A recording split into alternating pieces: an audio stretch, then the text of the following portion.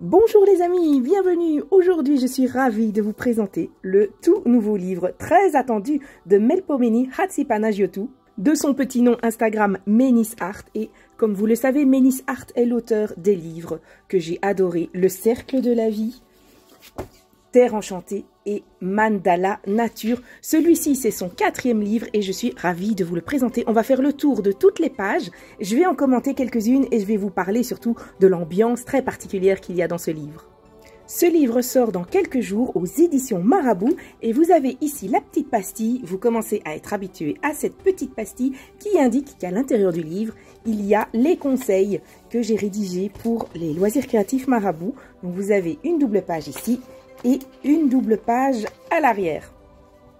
Ce livre m'a été offert par les éditions Marabout, la section loisirs créatifs Marabout. Merci beaucoup, je suis trop contente, je l'attendais vraiment avec impatience.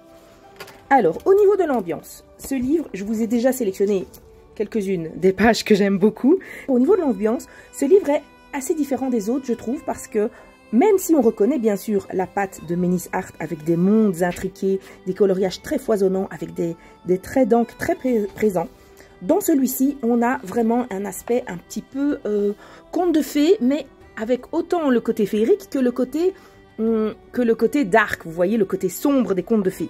On commence tout de suite avec une double page qui est la name page, comme on appelle ça en anglais, la page coloriée par. Ce livre appartient à. Et donc ici, c'est déjà extrêmement foisonnant.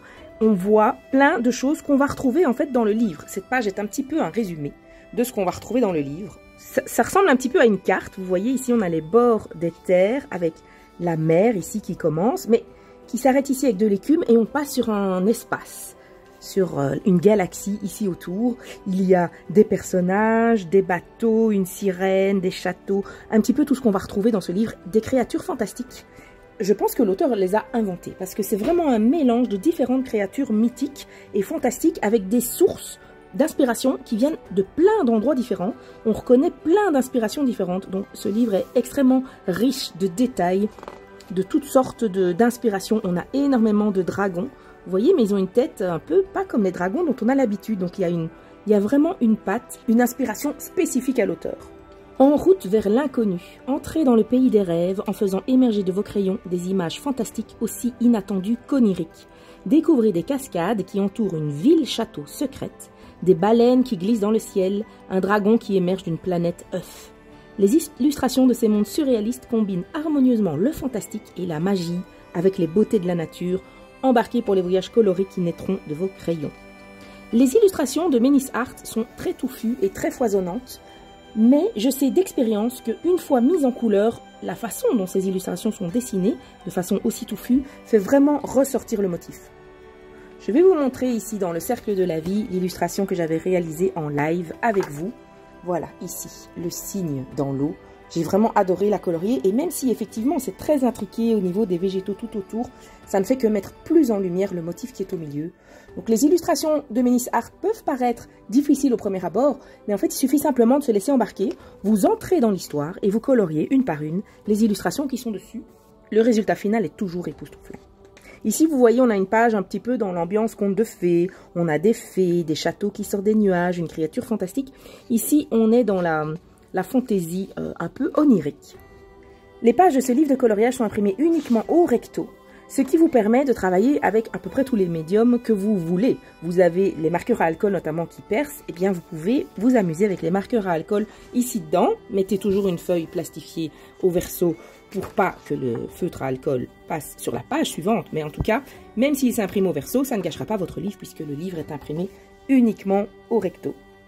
C'est une des pages que j'aime vraiment beaucoup avec la rivière ici, un personnage sur une feuille et ceci est à l'intérieur d'un anneau qui porte une sorte de montagne ici avec des fleurs. Il y a des oiseaux qui émergent d'une fleur. C'est vraiment un paysage complètement fantastique et onirique qui porte la patte de Menis Art. Ici cette page me fait penser à la série Isdart Material. Je ne sais plus comment elle s'appelle en français, La Boussole d'Or ou Les Royaumes du Nord. Je ne sais plus le titre exactement. C'est tiré du livre de Philippe Pullman, à la croisée des mondes. Vous voyez, on a les ours dans ce livre et on a les aurores boréales. Ça me fait vraiment penser à ce livre, à ce roman et à cette série. Un décor très foisonnant, vous voyez, avec des cascades, une mer ici, un bateau qui sort d'une porte magique qui mène vers un autre monde. Ici, j'aime beaucoup cette page dans un univers sous-marin. Et on a de nouveau cette idée d'un monde à l'intérieur d'un monde parce que vous voyez, l'histoire sort d'un livre. On a comme si le livre était imprimé avec la queue de la sirène ici qui s'arrête au bord de la page. Mais l'histoire sort du livre ici avec la sirène et avec les méduses. Vous voyez que cette méduse ici, elle est pour partie à l'intérieur de la page et pour partie à l'extérieur. J'aime vraiment beaucoup cet univers tout à fait fantasmagorique qu'on a dans ces livres-là. Ici, j'adore le reflet dans l'eau.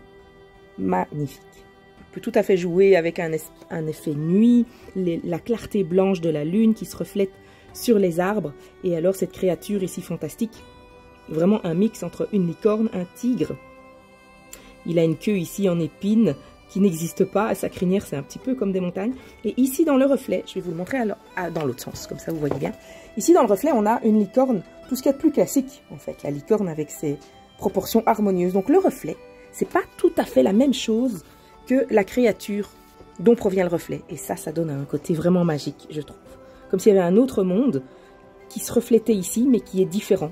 Comme si, au moment où on plonge dans cet étang, on rentre dans un autre monde, le même, mais en reflet, avec des différences.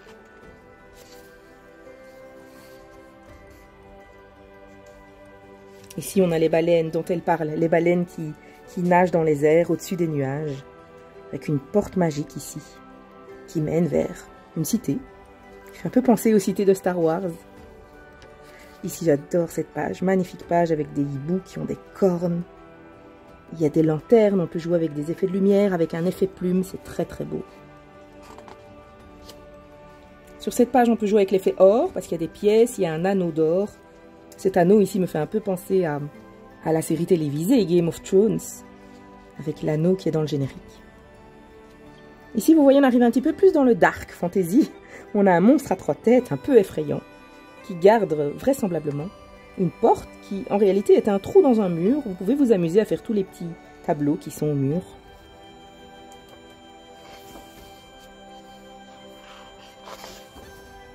Ceci, c'est l'image de la couverture. Vous voyez, elle est ici. La voir ici en couleur montre que directement ça donne une profondeur, un effet 3D qu'on n'a pas tout à fait dans l'image en noir et blanc. Et ça montre aussi que le fait d'apporter des couleurs apporte une perspective et un effet en 3 dimensions à l'image. Par rapport à ici, vous voyez l'image en noir et blanc, elle a l'air plate. Et c'est vraiment en apportant les ombres et les couleurs que vous allez lui donner de la vie. Encore plus dans ce livre-ci que dans les autres.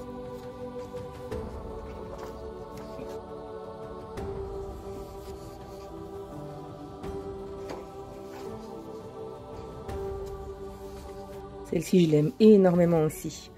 Un dragon sous-marin avec un peu une tête d'hippocampe. Comme ça, c'est un mix. On dirait que c'est une créature préhistorique, mythologique, avec une cité engloutie qui fait penser à l'Atlantide. Il y a tout un imaginaire dans cette page. Je l'aime vraiment beaucoup. Ici, on est de nouveau un peu dans les dark fantasy. Vous voyez, le personnage ici a franchi beaucoup d'épreuves, à mon avis, puisqu'il y a beaucoup de crânes sur le chemin qui mène là où elle veut aller. Et vous voyez qu'ici, ça mène sur une sorte de muraille infinie qu'on va revoir après dans une autre page. C'est vraiment intéressant. C'est comme s'il y avait une histoire à l'intérieur du livre. Voilà, ici, sur la page suivante, nous avons ce même personnage ici, une femme avec une capuche. Et elle se retrouve sur cette espèce de grande muraille de Chine qui a l'air infinie et qu'elle doit trouver son chemin pour rentrer dans la tour ici qui lui donnera accès, à mon avis, à la ville. Avec cet œil très effrayant, qui ressemble un petit peu à l'œil du Seigneur des Anneaux. Ça fait un peu peur. Et en même temps, vous pouvez jouer ici avec un effet haut. Vous voyez, il y a des cascades qui tombent de là. Quand je vous dis que ce livre est très riche, il est vraiment extrêmement riche en détails. Je pense que c'est le genre de page, quand on les colorie, on trouve des nouveaux détails dedans. Ici, j'aime beaucoup les visages qui sont dessinés par les fleurs. Ça me fait un peu penser, vous voyez, à la couverture de Terre Enchantée, où on a aussi un visage avec un monde à l'intérieur. Ici, c'est pareil, on a 2 visages avec une inspiration un peu gréco-romaine. Vous voyez, on a un temple gréco-romain là au-dessus. Quand je vous dis que les inspirations sont vraiment multiples. De la Grèce antique, on passe à la Chine ou au Japon, avec un palais ici japonais ou chinois, et un dragon qui ressemble vraiment fort aux dragons de la mythologie asiatique. Ici, on a une bibliothèque avec une perspective assez impressionnante. Ici, vous avez les montants d'une sorte de fenêtre qui se poursuit ici. Et là, vous avez le balcon qu'on voit à travers la fenêtre. Il y a plein de détails vraiment fantastiques à colorier là-dessus.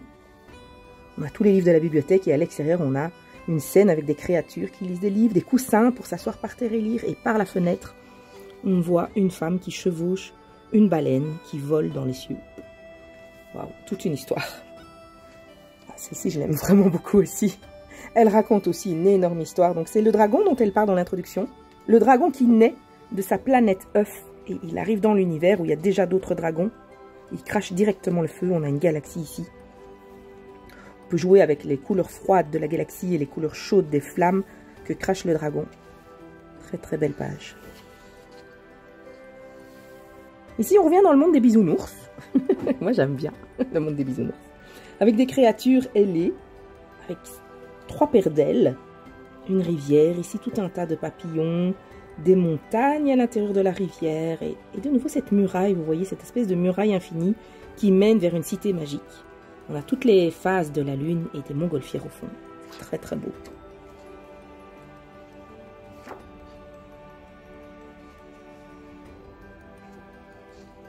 Ici, on a le cygne qui me fait penser à celui que j'ai colorié dans le cercle de la vie.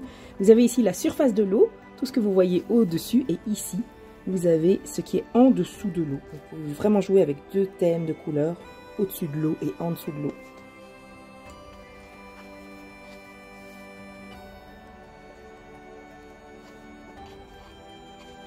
Ça, c'est une page qui me fait très très envie aussi. Avec la cascade ici qui tombe d'une sorte d'amphore, qui se déverse dans la mer, et au-dessus on a des indices qui nous montrent qu'on peut faire un ciel galaxie puisqu'on a des étoiles et des ronds qui peuvent être des planètes, avec des méduses qui volent dans les cieux. Ça me fait un peu penser aux baleines galactiques d'Avatar, les baleines qui volent et qui peuvent changer de dimension à travers l'espace. Ça me fait un peu penser à ça. Et à l'intérieur de l'amphore, on a des créatures mythiques, très joliment dessinées. Ici, on change de nouveau complètement d'orientation, on passe dans l'Égypte antique, avec une pyramide ici dont sortent différentes créatures, au milieu d'une jungle foisonnante de créatures qui mixent différentes créatures naturelles et inventées.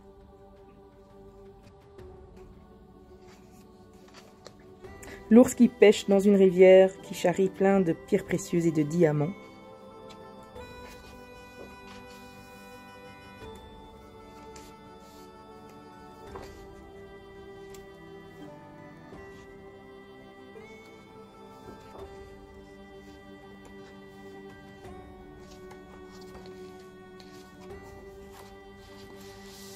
Voilà pour ce très beau livre qui vous offre un univers foisonnant à colorier, rempli d'illustrations, toutes plus fantasmagoriques les unes que les autres. Je vais vous poster aussi un petit flip-through des 3 précédents livres, comme ça. Si vous avez envie d'acheter un Ménis Art et que vous ne savez pas encore lequel vous préférez, pour commencer, je vais vous tourner un petit flip-through de chacun des 3 autres, comme ça vous allez pouvoir choisir lequel vous préférez.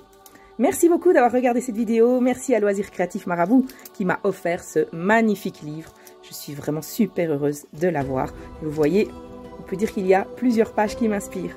À très bientôt les amis. Je vous retrouve très vite pour d'autres présentations des merveilles qui sont parues chez Loisirs Créatifs Marabout. Bye bye.